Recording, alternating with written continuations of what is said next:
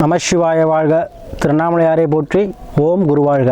வணக்கம் இவர்கள் அனைவருக்கும் இந்த சிவடியின் சிவகுருஜி சிவராஜனின் அன்பு கலந்த வணக்கங்கள். நாம் இன்றைக்கி பார்த்திங்கன்னா அந்த வீடியோவில் செவ்வாய் பயிற்சி பார்க்க போகிறோம். ஏன்னா இப்போ செவ்வாய் பகவான் பார்த்திங்கன்னா ஒரு 45 நாளுக்கு பார்த்திங்கன்னா உச்சமாக போகிறார். அதனால் உச்சம் பெறக்கூடிய ராசிகள் எது எது இவ்வளோ சிறப்பாக இருக்க போகுது அப்படிங்கிறத பற்றி நம்ம அந்த வீடியோவில் பார்ப்போம். அந்த வகையில் நம்ம பார்க்கக்கூடிய ராசி பார்த்திங்கன்னா கன்னி ராசி. பொதுவாக அந்த கன்னி ராசி என்பவர்கள் பார்த்திங்கன்னா எப்போவுமே என்ன பண்ணுவாங்கன்னு பார்த்தீங்கன்னா ஒரு அறிவு தொழில்நுட்பமாக வந்து செயல்படக்கூடியவங்க. எதுலையுமே ஆழ்ந்த நுண்ணறிவு இருக்கும் அவங்கள்ட்ட. எதையுமே நம்ம பார்த்திங்கன்னா சில பேர் பார்த்திங்கன்னா இந்த பத்திரிக்கை துறை, சுருக்கெழுத்துத்துறை, அக்கௌண்ட்ஸ் டிபார்ட்மெண்ட்டு, ஆடிட்ரு, இந்த மாதிரி கூட பார்த்திங்கன்னா இந்த கன்னிராசி என்பவர்கள் தான். எதையுமே ஆழ்ந்து சிந்தித்து செயல்படக்கூடியவங்க. நுணுக்கமான எதுலேயுமே எந்த விஷயம் நுணுக்கமாக ஆராய்ச்சி பண்ணுவாங்க. மதிநுட்பம் அதிகம். சரிங்களா? அந்த கன்னிராசி அன்புகளுக்கு எப்போவுமே வந்து பெண்கள் ஆதரவு எப்போவுமே உண்டு. சரிங்களா? எப்பவுமே பெண்கள் வந்து உங்களுக்கு ஆதாயமாக இருப்பாங்க. உங்களுக்கு அது மாதிரி அனுகூலம் தான் கிடைக்கும். அத்தைய கன்னிராசி அன்புகளுக்கு இன்றைக்கி பார்த்தீங்கன்னா உச்சமான பலன் சொல்ல போகிறோம். ஏன்னா செவ்வாய் உச்சமாகிறார். முயற்சி நடத்தக்கூடிய 3ஆம் பாவமாதிபதியான செவ்வாய் பகவான் உச்சம் பெறுகிறார். அப்போ உச்சம் பெறும்போதுன்னா உங்களுக்கு முயற்சிகள் அனைத்துமே வெற்றியாக கொடுக்கக்கூடிய காலகட்டமாக இந்த செவ்வாய் பயிற்சியான அமைப்போகுது. 40 நாள். அது எப்போன்னு பார்த்தீங்கன்னா வருகிற 5/2/2024 15/3/2024 வரைக்கும் கிட்டத்தட்ட ஒரு 45 நாட்கள் இந்த செவ்வாய் பகவான் பயிற்சி ஆகிறார். மகரத்தில் காலபுருஷனுக்கு 10ஆம் பாவம் சொல்லக்கூடிய மகரத்துக்கு வந்து பயிற்சி ஆகிறார். பொதுவாக காலபுருஷனுக்கு 10ஆம் பாவம் தொழில் ஸ்தானம். பொதுவாக அந்த செவ்வாய் உச்சமாகும் பொழுது முருகன் கோயிலில் வழிபாடு அதிகரிக்கும். முருகன் கோயில் ஒரு ஒழுங்குமுறை நடக்கும். எல்லா முருகன் கோயிலுமே என்ன பாருங்கள், ஒரு நெறிமுறையை கொண்டாடுவாங்க. முருகப்பெருமானுக்கு அதீதமான வழிபாடு நடக்கும். முருகனுடைய புகழ் பரவும். அதே போல் போலீஸ் வேலை பார்க்குறவங்களுக்கு கௌரவமான ஒரு அந்தஸ்து கிடைக்கும். ஏன்னா பொதுவாகவே இந்த செவ்வாய் உச்சமாகும் பொழுது என்னவாகும், இந்தியாவுக்கும் அதீத பலமாக மாறும். இந்தியா என்ன ஆகும், அதிக பலமாக மாறும். இந்த பொதுவாக அந்த உலகத்துக்கு சொல்கிறேன். அதே போல் இந்த கன்னிராசி என்பது பார்த்தீங்கன்னா அவளுக்கு முயற்சி தான் அதிபதியான செவ்வாய் பகவான் என்ன பண்ணுறார், 5ஆம் பாவத்தில் உங்களுக்கு உச்சம் பெறுகிறார் கன்னிராசிக்கு. ஏன்னா அந்த கன்னிராசியில் எப்போ கேது என்ட்ரி ஆனாரோ அதுலேருந்து சின்ன முடக்கத்தை கொடுத்துருக்குங்க. ஏன்னா கேது என்ன பண்ணுவார், சின்ன முடக்கத்தை கொடுத்துருப்பார். கண்டிப்பாக சின்ன தடை தாமதம் இதெல்லாம் கொடுத்துருப்பார். கிடைக்க வேண்டியது கிடைக்காம இருந்திருக்கும், வர வேண்டியது வராமல் இருந்திருக்கும், கடன் உதவி செய்ய சொல்லியிருப்பாங்க, அது கிடைக்காம இருந்திருக்கும். இல்லை ஒரு மனை வீடு வாசல் வாங்கணும்னு நினச்சிருப்பீங்க, அதுவும் தடையாக இருந்திருக்கும். ஒரு வேலை வாய்ப்பு, புதிதாக ஒரு வேலை வாய்ப்பு, புதுசாக வேலைக்கு போகிற நினைக்கிறவங்க, அரசு வேலை எதிர்பார்க்குறவங்களுக்கெல்லாம் இப்போ நல்ல காலம் பிறந்துருச்சு. ஏன்னா சீருடை அணியணும், காக்கி ட்ரெஸ்ஸு போடணும், ஒரு அரசு வேலை பார்க்கணும் அப்படின்னாலுமே வந்து ஏன்னா செவ்வாய் அது நல்லா இருக்கணும். இந்த பொதுவாக யாருன்னா அந்த செவ்வாய் அதிகம் மற்றும் யாராக இருப்பாங்க பார்த்தீங்கன்னா அந்த போலீஸில் வேலை பார்க்குறவங்க, மிலிட்ரியில் இருக்கவங்க, அதே போல் மருத்துவத்துறை பார்த்தீங்கன்னா பல்டாக்டராக இருப்பாங்க, அறுவை சிகிச்சை நிபுணராக இருப்பாங்க, அதீதமாக சாகசங்கள் செய்யக்கூடியவங்களாக இருப்பாங்க. மாடுபிடி வீரர்கள்லாம் பார்த்தீங்கன்னா செவ்வாய் அதிகமாக இருக்கும். அதே போல் விளையாட்டுத்துறையில் வந்து யாரெல்லாம் சிறந்த வீராங்கனைன்னு பேர் படுறாங்களோ அவங்களாம் செவ்வாய் அதிகம் உள்ளவங்க. விளையாட்டுத்துறையில் ஜொலிக்கணும் அப்படின்னாலும் செவ்வாய் இருக்கணும். நம்ம குழந்தை வந்து விளையாட்டுத்துறையில் ஜொலிக்கணும் அப்படின்னாலும் செவ்வாய் பலமாக இருக்கணும். யாருமே செய்ய முடியாத செயல்களை செய்யக்கூடியவர்கள் யாருன்னா அந்த செவ்வாய் ஆதிக்கம் பெற்றவர்கள். அப்போ பொதுவாக நம்மளுடைய ஜாதகத்தில், ஆண் பெண் ஜாதகத்தில் செவ்வாய் நல்லா இருந்தால் தான் ஒரு என்ன பண்ண முடியும், திருமண வாழ்க்கை, திருமண பந்தத்துலேயே வந்து தாம்பத்தியங்கிறது நல்லாயிருக்கும். திருமண சார்ந்த பிரச்சனை வருது காரணம் பார்த்தீங்கன்னா அந்த செவ்வாய் பலவீனமாக இருக்கிறது தான். ஆனால் செவ்வாய் தோஷங்கிறது ஒன்றும் கிடையாது. என்னை பொறுத்த வரைக்கும் செவ்வாய் நல்லா இருக்கணும். கேந்திரத்துலையோ திரிகோணத்துலையோ இருந்துட்டார் அப்படின்னா அவங்களுக்கு என்ன பண்ணுவாங்க, திருமணம் சார்ந்த விஷயத்தில் எந்த தடையுமே வராது. ஆனால் தோஷம் அப்படின்னு பார்த்தீங்கன்னா எல்லா கிரகங்களுக்கும் தோஷம் தான். சுக்கிரனுக்கும் தோஷம் பலவீனமாக இருந்தால், குருவுக்கும் தோஷம், அதே போல் சனி பகவானும் சரி, எந்த கிரகமாக இருந்தாலும் சரி, நீசமோ அஸ்தமோ வக்ரமோ பெற்று மறைவு ஸ்தானத்தில் இருந்தாங்கன்னா எல்லாரும் தோஷம் தான். ஆனால் தனியாக செவ்வாய் தோஷம் அப்படிங்கிறது ஒன்று கிடையாது. சரிங்களா? அப்போ செவ்வாய் நல்லா இருந்தால் தான் மனித உடம்புல ரத்த ஓட்டம் நல்லாயிருக்கும். ஹீமோகுளோபின் நிறைய பேர் பாருங்கள், டெஸ்ட் அடிக்கிற ஹீமோகுளோபின் குறைஞ்சிருச்சு சாமி சார் அப்படின்னு சொல்லுவாங்க. அவங்களாம் செவ்வாய் பலவீனமாக இருக்காங்கன்னு அர்த்தம். யாரெல்லாம் அதிகமாக பிளட் டொனேட் பண்ணுறீங்களோ அவங்களாம் செவ்வாய் உச்சத்தில் இருப்பேன். அதே போல் நல்ல விதமாக இருந்தாருன்னா என்ன பண்ணியிருப்பீங்க, ஒரு சீருடை பணியாளராக, ஒரு போலீஸாக, ஒரு மிலிட்ரியாக, ஏதோ ஒரு ஏதோ ஒரு வகையில் ஒரு அரசு வேலையை பார்த்துட்டு இருப்பீங்க. அதே நல்ல நிலை இல்லை, அசுபகர செயற்கையாக இருந்துச்சுன்னா கொஞ்சம் ரவுடியாக இருக்கவங்களும் அவங்க தான்.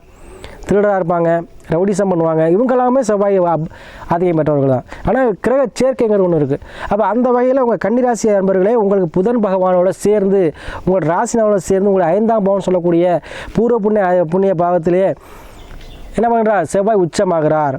ப்ளஸ் வரையாதிபதி கூட சேர்ந்து உச்சமாகிறார். சரிங்களா? அவர் வந்து 5ஆம், அதாவது உங்களுக்கு முயற்சானதுக்கும் என்ன பண்ணுறார்? 8 கூடியவராக வர்றார். அப்போது உங்களுக்கு திடீர் அதிர்ஷ்டம், திடீர் லாபம், திடீர் மண்ணு மனை யோகம். ஏன்னா ரொம்ப நாள் பிரச்சனையாக இருக்கும். ஒரு இடம் சார்ந்தோ, ஒரு வீடு சார்ந்தோ, ஒரு மண் மனை சார்ந்தோ, இல்லை ஒரு வயல் சார்ந்தோ, ஏதோ ஒரு வகையில் ஒரு பிரச்சனையாகவே இருந்துகிட்டே இருக்கும். நீண்ட காலமாக வந்து ஒரு 10 வருஷம் 5 வருஷம் இழுத்துக்கிட்டே இருக்கும். அதுக்கெல்லாம் தீர்வு இப்போ கிடச்சிருங்க. சரிங்களா? அவங்க பூர்வீகத்தை பிரச்சனை, பூர்வீகம் சார்ந்த இடம் பிரச்சனை, பூர்வீகம் சார்ந்த மண் மனை பிரச்சனை, சகோதர வழியில் பிரச்சனை, இந்த மாதிரிலாம் பிரச்சனை யாரெல்லாம் இருக்கோ அவங்களெலாம் இப்போ இந்த காலகட்டம் 40 நாள் சொன்ன காலகட்டத்தில் உங்களுக்கு வந்து சுமமான தீர்வு கிடைக்கும். 4 சுக்கிரன் இருக்கார். கண்டிப்பாக வீடு வாசல் சம்பந்தமாக உங்களுக்கு என்ன பண்ணக்கூடியது? ஒரு லாபம் கிடைக்கும். வண்டி வாகனம், சுக்கிரன் தான் வந்து இயந்திரம், அதாவது வாகனங்கள் சொந்தக்காரர், இன்ஜின்கள் சொந்தக்காரர் சுக்கிரன் தான். அப்போ 4 சுக்கிரன் இருக்கார் ஆரம்பத்தில். அப்போ என்ன பண்ணுவீங்க? புதிதாக வண்டி வாகனம் வாங்குவீங்க. சொகுசு வாகனம், 4 சக்கர வாகனம் கண்டிப்பாக ஏற்படும். ஏன்னா தனுசு ராசியில் இருக்கிறதுனால கண்டிப்பாக 2 சக்கர வாகனமாச்சும் வாங்குவீங்க. இல்லை ஒரு வண்டியை கொடுத்துட்டு ஒரு வண்டி வாங்குற மாதிரி இருக்கும், ஆல்ட்ரேஷன் பண்ணுவீங்க. அதே போல் யாரெல்லாம் ட்ராவல்ஸ் வச்சுருக்கீங்களோ அவங்களாம் வந்து புதுசாக வண்டி வாங்குற யோகம் இருக்கும். யாரெல்லாம் லோன் வாங்கி வண்டி வாங்கியிருக்க சமயம் டாடாசி வச்சுருக்கேன், அடுத்து ஒன்று வாங்கலாமான்னு இருக்கேன், கண்டிப்பாக வாங்கலாம். அதுக்குள்ள அமைப்பு இருக்கும். கடன் எதிர்பார்த்துருக்கவங்களுக்கு கடன் கிடைக்கும். கடனை அடைக்கூடிய சூழ்நிலையும் கிடைக்கும். ஏன்னா உங்களுக்கு பார்த்தீங்கன்னா 2ஆம் அதிபதி சுக்கிரன் 4 இருக்கார். தனாதிபதினா 4 இருக்கும்பொழுது கண்டிப்பாக வண்டி வாகனத்தை முன்னிட்டு உங்களுக்கு யோகம் ஏற்படும். வண்டி வாகனம் மூலமாக உங்களுக்கு வருமானம் உண்டு இந்த காலகட்டத்தில். அதே போல் உங்களுக்கு பார்த்தீங்கன்னா 6ல் சனி இருக்கிறார். கண்டிப்பாக இந்த செவ்வாயும் உச்சம் ப்ளஸ் சூரியனும் இருக்கிறார். அப்போ கண்டிப்பாக யாரெல்லாம் அரசு வேலை வேணுங்கிறோ அந்த கண்டிப்பாக இந்த காலகட்டத்தில் வரக்கூடிய எக்ஸாம்லாம் அட்டன் பண்ணுங்கள். அதேமாதிரி ப்ரைவேட்டில் யாரும் இன்டர்வியூ போங்க. உங்களுக்கு ஏதோ வகையில் உத்தியோகம் சார்ந்த வேலை கிடைக்கும். ஏன்னா 5ஆம் அதிபதி அந்த மகர ராசிக்குரிய அதிபதியான சனி பகவான் 6ல் ஆட்சி பெறுகிறார். அப்போ பூர்வீகத்தில் யாருக்கெல்லாம் ட்ரான்ஸ்ஃபர் வேணும் நினைக்கிறவங்க ட்ரான்ஸ்ஃபர் ஆகி போகலாம். பூர்வீகத்தில் யாரெல்லாம் வேலை வாய்ப்பு வேணும்னு நினைக்கிற வேலைக்கு போகலாம். அதே போல் 6ல் சனி இருக்கும் பொழுது கண்டிப்பாக உத்தியோகத்தை உங்களுக்கு கொடுத்துருவார். ஏன்னா உபஜயஸ்தானத்தில் இருக்கிறார். அப்போ அந்த மகர வீட்டு அதிபதி 6ஆம் வீட்டில் ஆட்சி பெறும் பொழுது மகரத்தில் செவ்வாய் உச்சம் பெறும் பொழுது கண்டிப்பாக உங்களுக்கு உத்தியோகம்ங்கிறது கண்டிப்பாக கிடச்சிருக்கும். யாரெல்லாம் உத்தியோகம் இல்லையோ உத்தியோகம் கிடைக்கும். யாரெல்லாம் உத்தியோகத்தை இழந்தீங்களோ அவங்களுக்கு திரும்ப அந்த உத்தியோகம் கிடைக்கும்.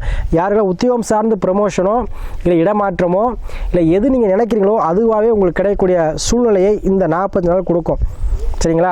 அதில் 7ல் ராகு, வெளிநாடு வெளியூர் வெளி மாநிலம் செல்லக்கூடிய அன்பர்கள், நினைக்கக்கூடிய அன்பர்கள் யாராக இருந்தாலும் சரி செல்லக்கூடிய காலகட்டமாக இந்த 40 நாள் அமையும். உங்களுக்கு கண்டிப்பாக அனுகூலமான திசை உங்களுக்கு நடக்குது. சரிங்களா? அதனால் கண்டிப்பாக உங்களுக்கு எல்லாம் நினச்செல்லாம் இருக்கும். உங்கள் ஆழ்மன எண்ணங்கள் வந்து ஈடேறுங்க. நீங்கள் ரொம்ப நினச்ச இந்த விஷயம் நடக்கும். குலதெய்வ வழிபாடு செய்வீங்க. குழந்தைகளுக்கு கல்வி எல்லாம் இருக்குங்க. குழந்தைகளுக்கு வேலை வாய்ப்பு கிடைக்கும். ஏன்னா செவ்வாய் உச்சம் இருக்கிறார். அப்போ குழந்தைகளுக்கு தேவையானதை நீங்கள் செய்வீங்க. குழந்தைகள் மூலமாக உங்களுக்கு மன மகிழ்ச்சிக்கு கிடைக்கும்.